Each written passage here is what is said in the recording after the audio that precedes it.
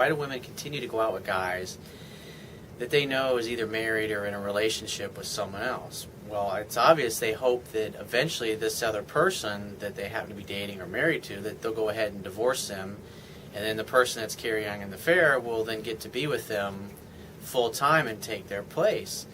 And I've just heard countless stories, emails all the time from people where they may dated a guy or been involved for several years, and he keeps saying he's going to leave his wife, and then he says he's going to, and then he's kind of left her, and then all of a sudden he goes back to her and stays with her. I mean, it's quite common that you see things like this.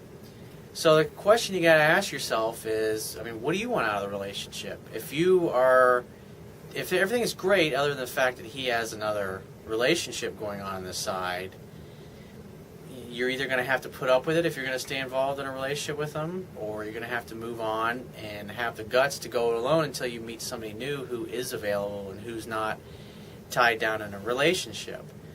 And like I said, a lot of times why people, it's not only women do this, but men do the same thing as we stay dating someone. It's like, years ago I wrote about in my book, when I was married, deep down inside, it's like I didn't want to get a divorce, but I knew also that my heart was telling me to go in a different direction.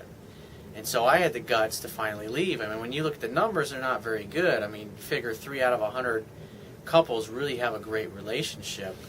And then our divorce rate's 50%, and so that leaves, 47%? And 9 times out of 10, those other 47%, they're unhappy and they're miserable, but they're usually just not miserable enough, or they just simply don't have the guts to leave and go find somebody who's ideally suited for them.